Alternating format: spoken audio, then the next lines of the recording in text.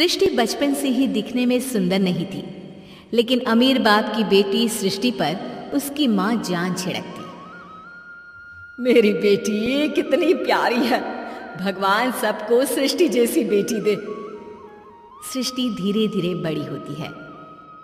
एक दिन सृष्टि की सहेली कहती है, तू दिखने में कितनी अजीब सी है, लेकिन मैं जानती हूँ हम सब में सबसे अच्छी शादी तो तेरी ही होगी। तेरे पापा अमीर जो हैं।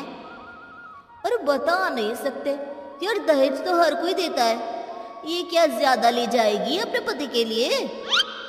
अरे बड़े शहर में कोठी है इसके पापा की। अरे पापा की है ना, कौन सी इसकी है? इसकी होती तब तो कोई भी लड़का इससे शादी कर लेता। अरे पापा की मतलब पापा की है तो मेरी ही है ना? किसने कहा? अब तेरी तो तब होगी ना जब तेरा भाई ना हो। वैसे भी शादी के बाद सारी प्रॉपर्टी भाई के नाम होती है। सृष्टि समझ जाती है कि उसे किसी भी हालत में माँ बाप की सारी प्रॉपर्टी को अपने नाम करना है, लेकिन कैसे? एक दिन सृष्टि का भाई शीनू कहता है, बहन क्या कर रही है? तुझसे एक बात करनी है। अरे हाँ करना, मैं तो तेरी बहन हूँ। बहन मेरी लाइफ में ना एक लड़की है, बहुत अच्छी है। मैं सोच रहा हूँ माँ और पापा से बात करूँ शादी के लिए। सृष्टि को समझ में आ जाता है कि भाई की शादी होते ही भाभी उसे एक दिन भी घर में बर्दाश्त नहीं करेगी। क्या बात है भाई, बताना कौन है वो? यार वो बहुत अच्छी लड़की है, पढ़ी लिखी है, मेरे साथ जॉब भी करती है। बस एक प्रॉब्लम है। हाँ प्रॉब्लम? क्या प्रॉब्लम है भाई?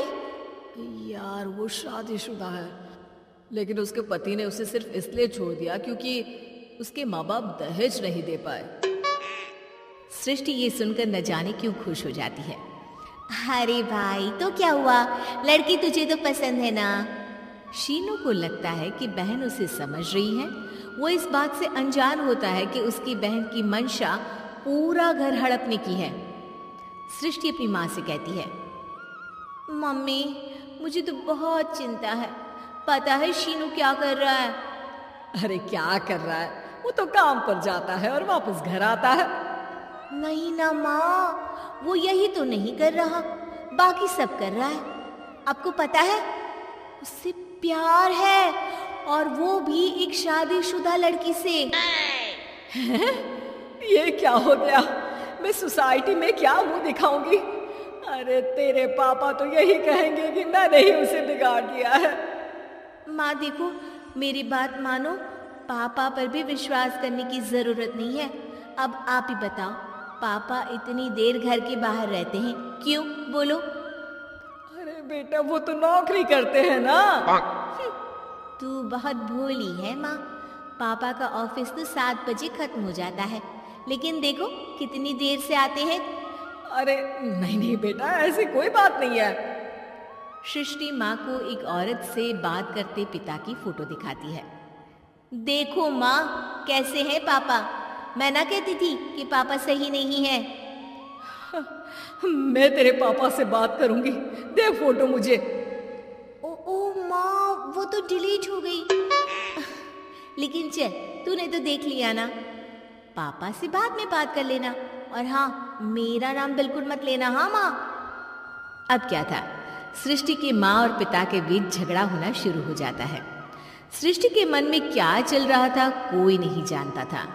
एक दिन, माँ सृष्टि के लिए एक लड़का देखा है, वो लोग शाम को उसे देखने आने वाले हैं। और हाँ माँ, एक खुशखबरी, मैं और पापा मिलकर एक नया बिजनेस ट्राई कर रहे हैं। शाम को लड़का आता है, सांवले रंग का। सृष्टि को तो बिल्कुल भी पसंद नहीं आता।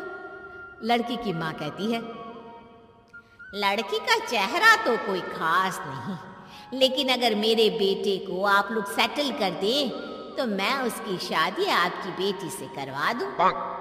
सृष्टि को लड़का बिल्कुल पसंद नहीं था। उसे भाई पर गुस्सा आ जाता है।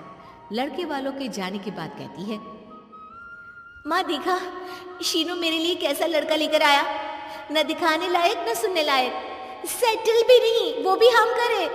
अरे माँ, मैं जानती हूँ ये मेरी शादी किसी भी घर में क्यों करवाना चाहता है। अरे कैसी बात कर रही है बहन, तूने तो देखा ना, लड़के को मैंने ही मना कर दिया तुझसे शादी के लिए। जिसने लड़का बताया था उसने उसकी बहुत तारीफ की थी। बात आई गई हो जाती है, लेकिन सृष्टि का मन शांत नहीं होता। क्या करूं, कुछ समझ में नहीं आ रहा। मेरी शादी हो गई तो ये लोग पूरी प्रॉपर्टी शीनू के नाम कर देंगे, मेरे हाथ तो कुछ लगेगा ही नहीं। तभी सृष्टि को आइडिया आता है। वो किसी वकील को फोन करती है। जी देखिए, अगर आपके मम्मी पापा का तलाक हो जाता है तो आपके पिता की आधी प्रॉपर्टी आपकी माँ के नाम हो जाएगी, फिर उसे वो किसी को भी दे सकती है। सृष्टि अब माँ को बेटे के खिलाफ करती है।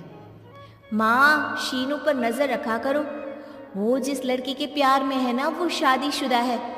यहाँ आएगी, सारा पैसा, रुपया, जमीन, जायदाद सब भड़क लेगी। पापा का भी हाल तुमसे छुपा नहीं है। ऐसा ना हो कि मैं और आप एक दिन सड़क पर भीख मांगे। हे भगवान, मैं तो जीते जी मर जाऊंगी अगर ऐसा हो गया तो। ऐसा हो गया नहीं माँ, ऐसा ही होगा। अभी समय है, आगे का सोच लो। मैं तो कहती हूँ पापा से आधी प्रॉपर्टी लेकर अलग हो जाओ।